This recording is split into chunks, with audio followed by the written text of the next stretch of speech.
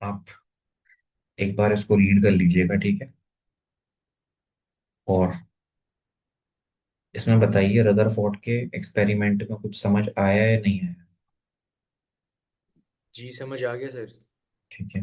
देखो अभी हम थ्योरी पर ही चल रहे हैं।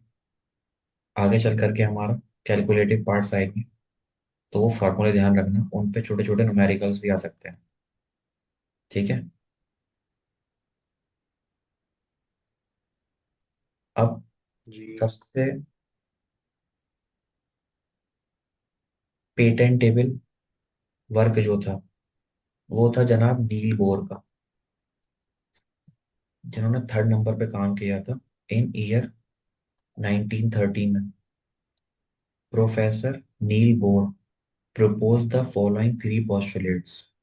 और उनके पोस्टुलेट ना अपने आप में आज तक माने जाते हैं, आज तक इस थ्योरी को डिनाई नहीं किया जाता। जो भी उन्होंने बोला था, जो भी ऑब्जर्वेशन थी, वो फर्दर स्टडी की गई थी। ठीक है। तो मेनली अगर हम बात करें, देखो एक चीज ना सबसे बेस्ट मुझे जो लगती है, अगर आप देखोगे world wide top universities, top काम कहाँ पर हो रहा है, R&D में, रिसर्च सबसे बेस्ट कहाँ की है, तो आपके पास आता है यूरोप। ठीक है। जी कहीं पर भी टेक्नोलॉजिकल एडवांसमेंट होगा, या कह लीजिए कोई भी इवोल्यूशन आएगा मशीनरी में, टेक्नोलॉजी में, मेडिकल लाइफ में, या इंडस्ट्रियल रेवोल्यूशन आएगा, इन सब चीजों की शुरुआत पिछले काफी टाइम से यूरोप के यहाँ से हो रही है। रीजन पता है क्या है? वो लोग पढ़ते हैं, वो लोग पढ़ाई को पढ़ाई के तरीके से पढ़ते हैं। आप देखिएगा दुनिया भर के लोग यूरोप जाते हैं पढ़ाई करने के लिए, हायर स्टडीज करने के लिए। तो हायर स्टडीज करने जाना is a different thing. Higher study तुम्हारी समझ आ रही है, उस लायक हो या नहीं, ये बहुत मैटर करता है। आपने बेसिक स्टडी ठीक से की नहीं, हायर स्टडीज पे पहुंच जाएंगे तो फिर वहां बेसिक पढ़ोगे हायर में जाके। हमारे यहाँ लूप चलता है, लैगिंग चलती है, वो चलती रहती है। एक बार आप एक काम करो, रदरफोर्ड के ना इसको ठीक से पढ़ लो, रदरफोर्ड का मॉडल एटम क्या कह रहा है और उनके ड्रॉबैक्स दोनों, ठीक है, ताकि इससे आगे मैं पढ़ा सकूं कुछ नील बोर के बारे में। एक बार आप देख लीजिए। ये सर।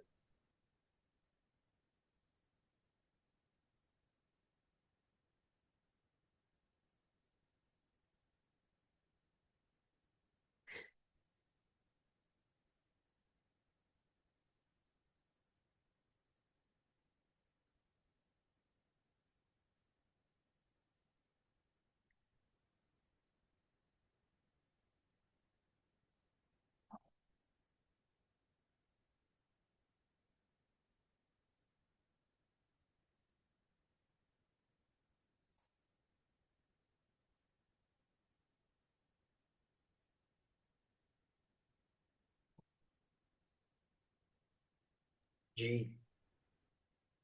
ठीक है।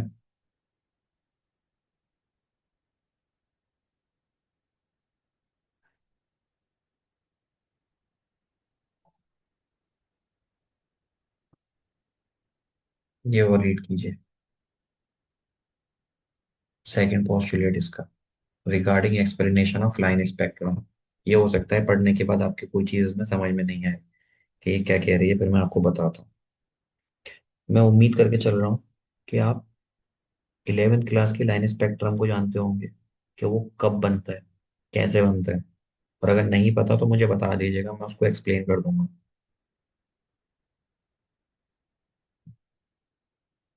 सर, जिस जो एन वाला हम्म।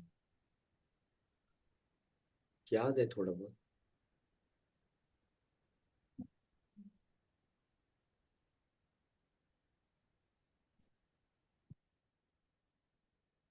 देख लो इसको।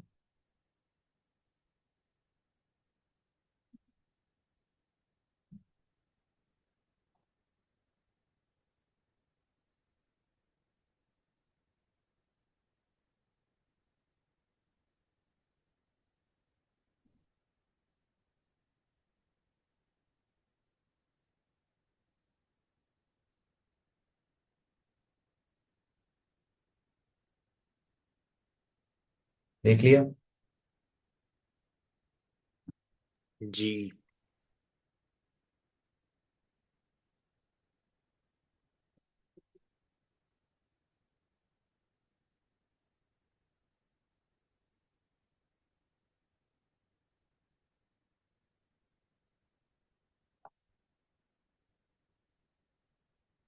देखिए, थर्ड नंबर पर हम किसकी बात कर रहे हैं? मिस्टर नील बोर के बारे में। 1930 में उन्होंने पोस्टुलेट दिए थे। ये पोस्टुलेट ध्यान रखना कि पोस्टुलेट क्या कह रहा है।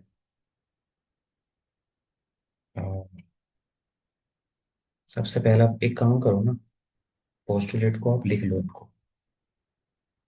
इलेक्ट्रॉन कैन रिवॉल्व, ये वाला। ठीक है, फिर मैं उसको बताता हूँ, ये फॉर्मूला इंपॉर्टेंट है।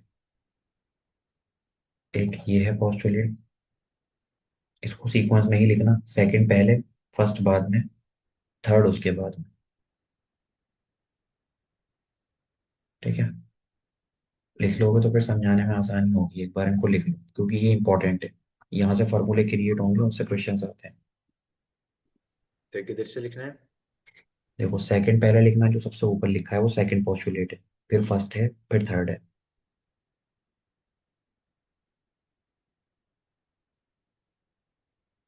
सही, यानी बोर्स मॉडल ऑफ एटम से लिखना है ना?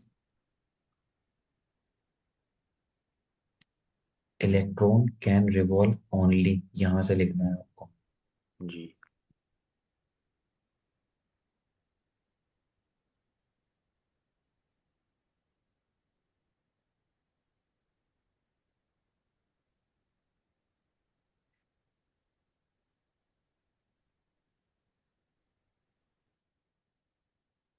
जी पंकज।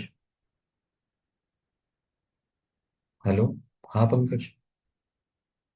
क्या? 8:30 पे चलेंगे?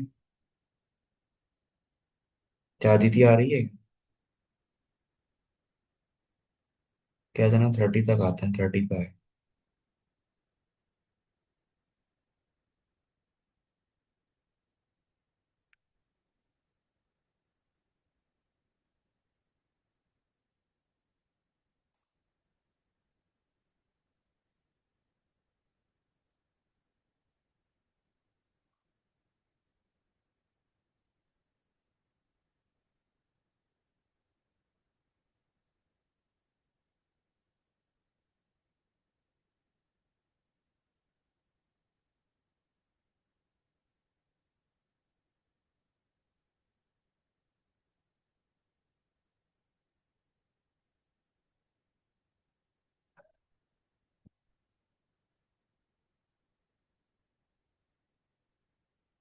जूम करूँ उसको, जूम आउट करूँ?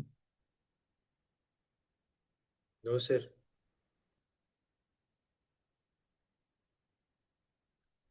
कुछ जो न्यूमेरिकल में भेज रहा था आपको, पीडीएफ बना करके वेदांतु की, आप उसको कर रहे हैं?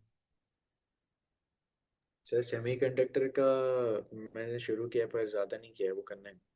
मैंने उसमें एक ऑडियो भेजी थी, उसके बाद में ही कुछ कुछ छोड़ना है आपको उसमें से। जी, आपने बोला था कि जो आउट ऑफ द सिलेबस है वो उसके जी। क्वेश्चंस कमेंट करना है। हाँ, कमेंट कर देना, ऐसा कोई टर्म देखो लिखा हो।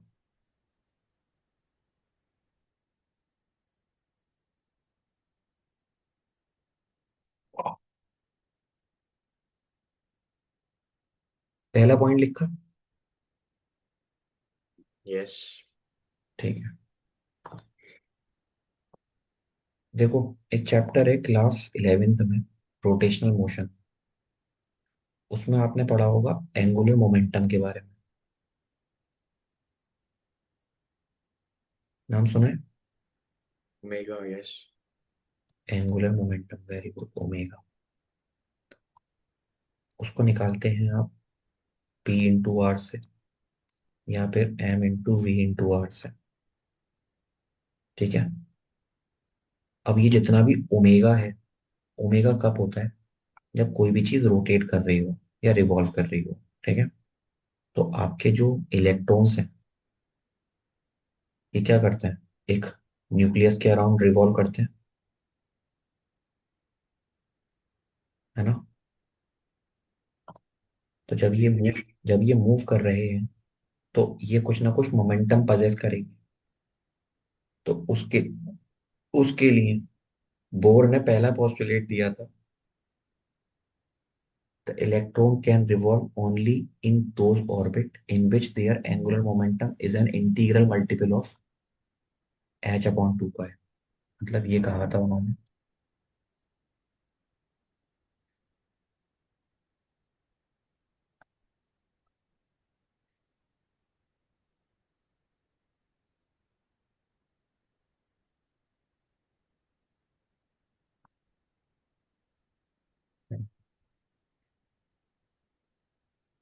एक सेकंड, ठीक है, इसमें जरा अपडेट आ रहा है, 1 मिनट लगेगी।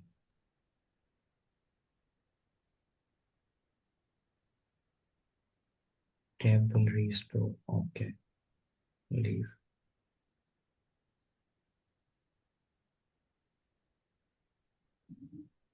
स्क्रीन शेयर है स्टॉप्ड।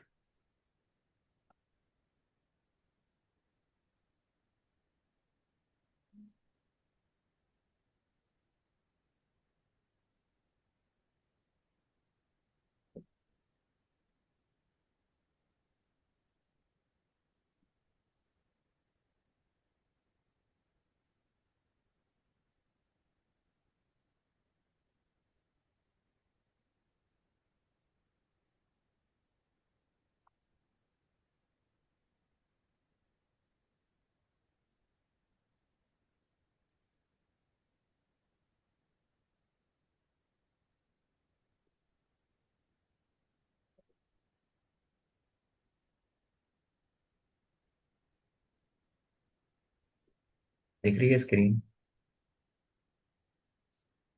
यस।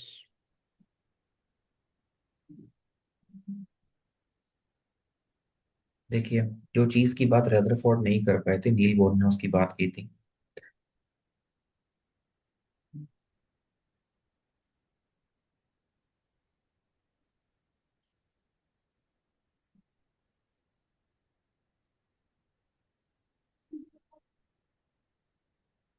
जैसे न्यूक्लियस के अराउंड कोई भी इलेक्ट्रॉन रिवॉल्व कर रहा है या कोई भी पार्टिकल रिवॉल्व कर रहा है, तो उन्होंने अपने पोस्टुलेट में बोला था कि जो एंगुलर मोमेंटम होगा इलेक्ट्रॉन का, वो ना इंटीग्रल मल्टीपल होगा। किसका? Integral multiple of H upon 2 पाई। अब ये इंटीग्रल मल्टीपल का मतलब होता है जिस ऑर्बिट में है वो उस ऑर्बिट की बात कर रहे हैं। जिस ऑर्बिट में है उसके लिए आप लिखिएगा एंगुलर मोमेंटम यानी omega is equals to N H upon 2 pi. पहले में है तो एन की वैल्यू 1, दूसरे में है तो एन की value 2। It's depend upon the orbit कि किस ऑर्बिट के लिए आप बात कर रहे हो। तो इसको लिखोगे आप M V R is equal to N H upon 2 pi. देखिए यहाँ जो भी फार्मूला लिखा हो उसको बिल्कुल ध्यान से देखना, क्योंकि यही फार्मूले यूज कर करके आपके तकरीबन 10 फार्मूले बनने वाले हैं। ठीक है, तो पोस्टुलेट नील बोर ने दे दिया। अब आप इसको यहाँ पर अप्लाई कीजिएगा, तो पहला फार्मूला आपका हो गया M B R is equals to N H upon 2 pi. ठीक है, इसको ऐसे करके याद रखना। ठीक है, इस इक्वेशन को आप बोलते हैं बोर क्वांटाइजेशन कंडीशन। ठीक है, while revolving in stable orbit, अगर ये एक स्टेबल ऑर्बिट के अंदर रिवॉल्व करेगा, the electron do not radiate energy in spite of their acceleration toward the center of the orbit, hence atom remain stable। ये समझो इसका क्या मतलब है। जैसे कि आपको मोमेंटम चेंज नहीं हो रहा, मोमेंटम चेंज नहीं हो रहा, इसका मतलब क्या होगा? आपको मोमेंटम चेंज नहीं हो रहा तो उसके ऊपर कोई फोर्स नहीं लग रहा, या वो इलेक्ट्रॉन अपने आप को छोड़ के नहीं जाएगा। ऐसा कब होगा?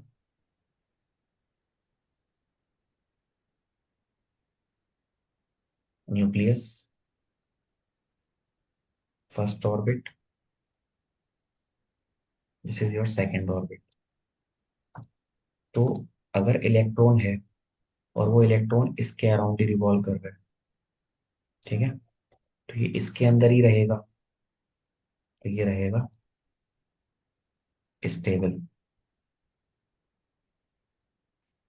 अब जैसे ही इलेक्ट्रॉन यहां से निकल के यहाँ जाता है, यानी इसने अपना शेल चेंज किया। अगर मैं एंगुलर मोमेंटम की बात करूं तो पहले वाले के लिए आएगा h/2 पर, लेकिन अगर फॉर n = 1 के लिए, जैसे ही दूसरे में जाएगा तो हम बात करेंगे फॉर n = 2, ये हो जाएगा mvr = 2h/2 पर। ठीक है, तो यहाँ पर आने के बाद ना आपको दिख रहा है कि इसका एंगुलर मोमेंटम चेंज हो रहा है। एंगुलर मोमेंटम चेंज होने का मतलब इसके ऊपर टॉर्क लगेगा या फोर्स लगेगा। अब ये फोर्स लगेगा तो यहाँ से कुछ ना कुछ ये रेडिएशन एमिट करेगा। ठीक है, ये कह लीजिए ये एनर्जी ट्रांजिशन होगी। ठीक है, अब ये स्टेबल क्या हो जाएगा, अनस्टेबल हो जाएगा, अनस्टेबल। फिर ये यहाँ पर रुकेगा नहीं, अगर इसी ऑर्बिट में रहेगा तो अनस्टेबल। ये क्या करेगा, इसमें रोटेट करते करते दोबारा से वापस इसमें आ जाएगा, स्टेबल होना चाहेगा। तो ये स्टेबिलिटी अनस्टेबिलिटी, स्टेबिलिटी अनस्टेबिलिटी कुछ एटम के अंदर चलती रहती है, जिसकी वजह से क्या होता है, ये जो एटम्स होते हैं ये क्या करते हैं, रेडिएशन एमिट करते हैं, रेडिएशन एमिटेड। और ये जो रेडिएशन होती है वो कैसी होती है, इलेक्ट्रोमैग्नेटिक वेव्स होती हैं। तो ये किसने बताया आपको, नील बोर ने बताया। आ रही बात समझ। जी। ठीक है,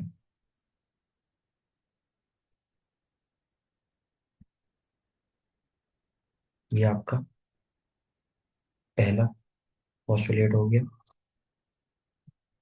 ये आपका दूसरा पॉस्टुलेट हो गया। अब आप आ जाइए अपने थर्ड पॉस्टुलेट पर। थर्ड पॉस्टुलेट की बात हम बहुत पहले कर चुके हैं एक फर्स्ट चैप्टर के अंदर। ठीक है, इसका क्या मतलब है इसको समझ लेते हैं। सिंपल सी बात है कि न्यूक्लियस इलेक्ट्रॉन या रिवॉल्व कर रहा है, यहाँ से इलेक्ट्रॉन इसमें जाएगा, तो यहाँ जो इलेक्ट्रॉन होगा उसकी एनर्जी कुछ ना कुछ होगी, E1। यहाँ जाएगा उसकी एनर्जी कुछ ना कुछ होगी, E2। अब जब यहाँ से यहाँ जाएगा तो ऐसे तो नहीं जाएगा, क्या एमिट करता हुआ जाएगा, रेडिएशन एमिट करता हुआ जाएगा, जाएगा कि नहीं। जी।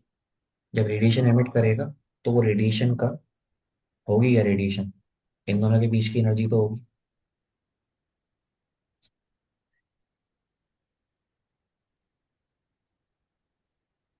इन दोनों के बीच की एनर्जी तो होगी भाई, किसी के पास कुछ एनर्जी थी, वो अपनी एनर्जी लूज कर दी उसने, एनर्जी लूज कर दी, तो वो यहाँ पे नहीं रुक सकता, उसे यहाँ आना पड़ेगा, क्योंकि आपको पता है U = है के 2Z T² / R0। तो ये R0 की वैल्यू चेंज होगी नहीं होगी जब एनर्जी कम होगी, यस। क्योंकि एनर्जी एनर्जी रेडिएशन की फॉर्म में रिमूव कर रहे हैं। तो एनर्जी कम हो गई, एनर्जी कम होने का मतलब इसकी आर की वैल्यू बढ़ जाएगी, तो आपका इलेक्ट्रॉन यहाँ से कहाँ आ जाएगा, यहाँ आ जाएगा। ठीक है, तो इसके बीच में कोई ना कोई रिलेशन जरूर होगा, क्योंकि यहाँ पर आपकी एनर्जी ट्रांजिशन हो रही है। तो थर्ड पोस्टुलेट क्या कहता है, when the atom receive energy from outside. अब एटम ने क्या किया, बाहर से एनर्जी ली। ठीक है, then one of outer electron leave its orbit and goes to the some higher orbit. This state of atom is called excited state, and the electron is higher orbit stay only for 10 to the power minus 10 second and return back to the lower orbit. While returning back, the electron radiate energy. In the form of electromagnetic wave. इसका मतलब समझाता हूँ मैं आपको तीसरे वाले का।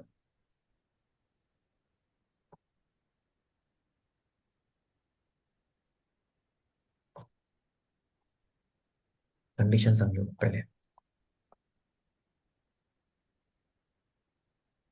This is your nucleus, this is your first orbit and this is your second orbit.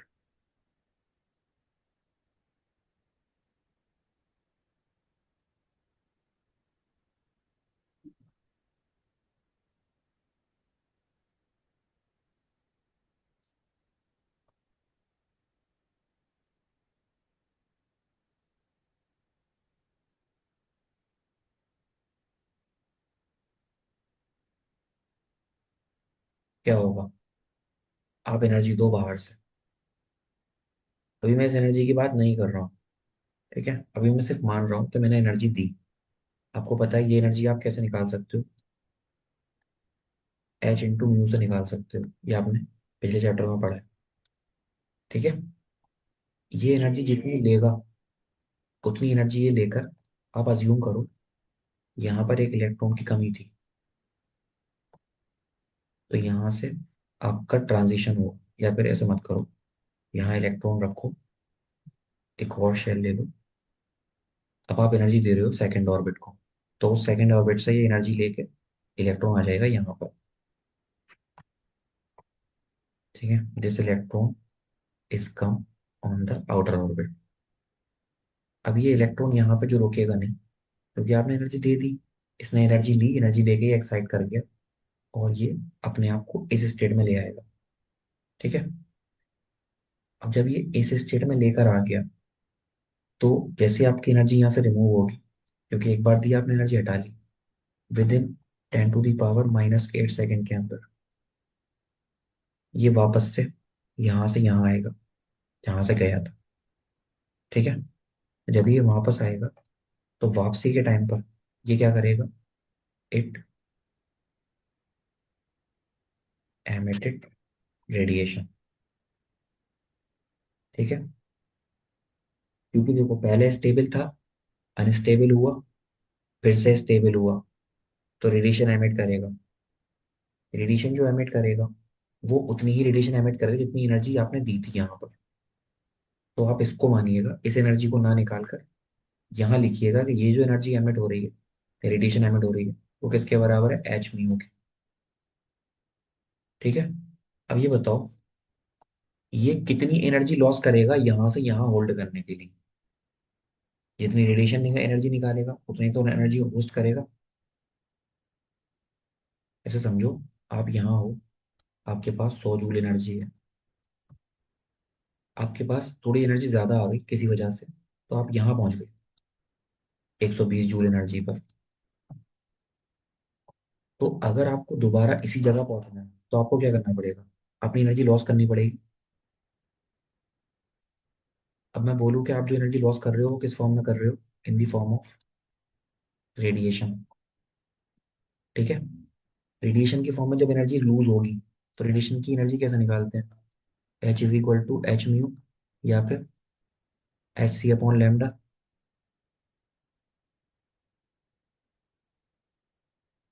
सुन रहे हैं मेरी बात? जी जी जी, सुन रहा हूँ। जी। तो देखो, ये एच सी अपॉन लैम्डा जो एनर्जी है, ये कितनी एनर्जी के बराबर होगी? जितना इन दोनों एनर्जी का डिफरेंस है। यस। यानी ये आपकी एनर्जी वन मानूं अगर मैं, और इसको एनर्जी टू मानूं, तो आप कह सकते हैं ना कि जो एनर्जी रेडिएशन से निकलेगी वो बराबर होगी डिफरेंस इन दी एनर्जी, यानी कि E2 - E1, कह सकते हैं। जी सर। ओके। तो यहाँ पर देखो, ये जो स्टेटमेंट है वो इस चीज को ही बताता है। इसको पढ़िए पहले, क्या कह रहा है।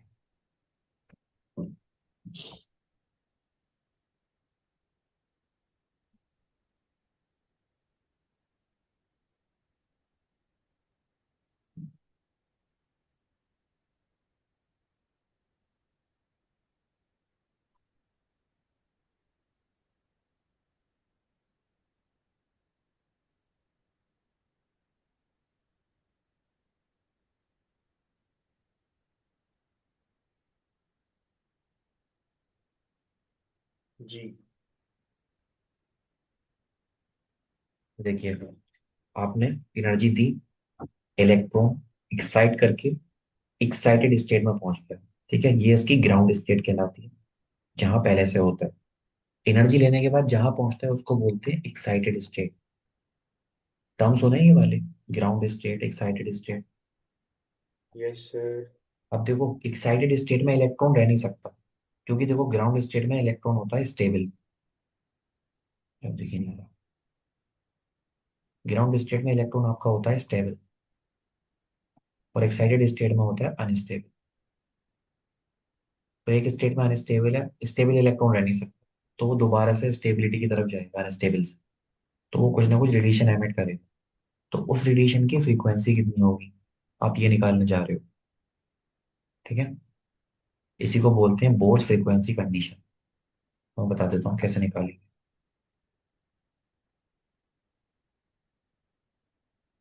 ये बेसिकली होता है, लिखो रेडिएशन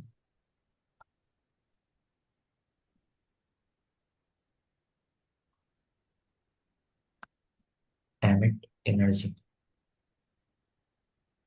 वो किसके बराबर होगी, it will be equivalent to the change in orbital energy. तो रेडिएटेड एनर्जी को निकालने का formula E is equal to change in energy, this is E2 minus E1, second orbit की एनर्जी माइनस फर्स्ट ऑर्बिट की energy.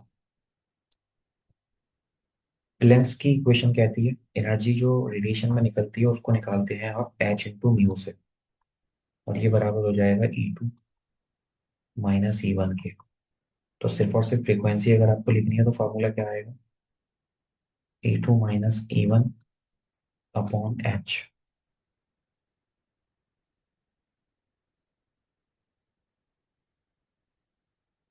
ठीक है, this is our answer. तो इसी को क्या बोलते हैं, फोर्स फ्रीक्वेंसी कंडीशन। ये बात समझ आई आपके, यस। प्रॉपरली चीजें आ रही हैं समझ में आपके, मुझे ये बताइए। जी समझ आ रही है सर। देखो मैं आपको बहुत बेसिक सा चीज समझा रहा हूँ, मैं आता हूँ इसको भगा नहीं रहा, क्योंकि ये चीज ना इंपॉर्टेंट है। यहाँ से आपके फार्मूले ड्राइव होंगे, जिन फार्मूलों को आप याद नहीं रख पाओगे लेकिन आप ड्राइव कर लोगे आसानी से। पहले एक बार जो ये दोनों चीजें हैं ना, आप बोर के बारे में ये लिख लो, और जितना भी थ्योरी आपकी अभी तक आपने पढ़ी है इसको ना एग्जीक्यूट कर लो। जब ये समझ आ जाएगा तो हम कल से कैलकुलेटिव पार्ट पे चलेंगे, कि रेडिएशन कैसे निकाल, जो आपने आर का फार्मूला पढ़ा है ना, देखो आपने रेडियस के लिए फार्मूला पढ़ा होगा क्लास 12 11th में, सीधे सीधे फार्मूला पढ़ा होगा आर इज इक्वल्स टू, ऐसे कुछ करके पढ़ा होगा 13.6 या 2.18, ऐसे फार्मूले पढ़ेंगे। हाँ।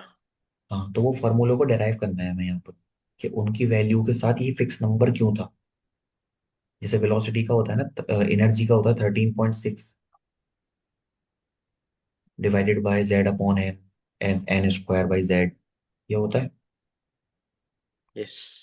तो वो फार्मूले क्यों होते हैं हम ये समझेंगे। तो आप पहले तीनों थ्योरी को समझ लीजिएगा। ठीक है, और आप इसको नोट कर लीजिए। अभी इतना ही रखेंगे हम इसको, क्योंकि जो डेरिवेशन वाला पार्ट है अभी कराऊंगा समझ नहीं आएगा, जो फार्मूले अभी तक पढ़ चुके हैं पहले इन्हें एक पेज पर लिख लेना। ठीक है, जब पढ़ने जो जो भी लगे। आज जो भी सारे फॉर्मूलेज आपने बताए वो पेज पे लिखने हैं। मॉडर्न फिजिक्स के सारे फॉर्मूले, ओके सर। इससे पहले वाले चैप्टर में और इसमें, अभी आप इसको नोट कर लो, ये आपके काम का है। ठीक है, इतना ही पढ़ाऊंगा मैं वैसे आज। Okay sir. ठीक है, आप इसको नोट कर लीजिएगा, ये मीटिंग ओवर हो जाएगी तब तक। ठीक है, ओके सर।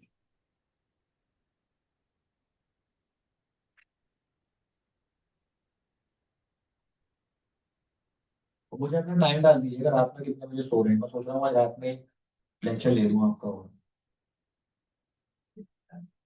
सुन रहे हैं हम, क्या सर? शाम रात को सोने का टाइम डाल दीजिएगा मुझे आप अपना। ओके।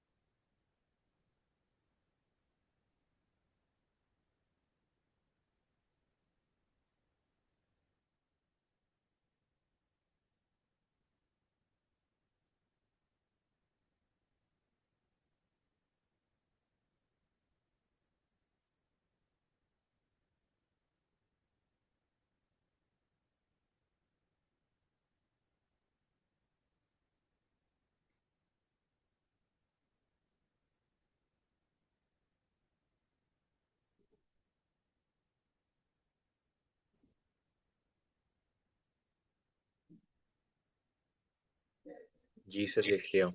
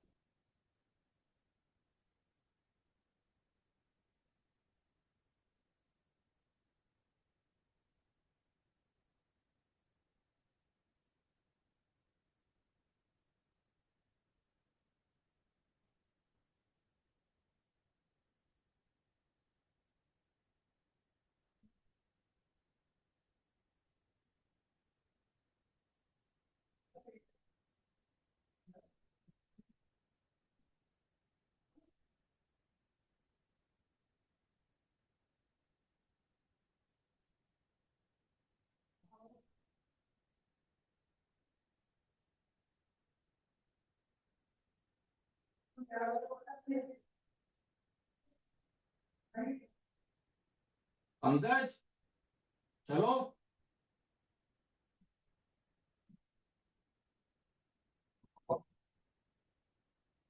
लिखा हमने।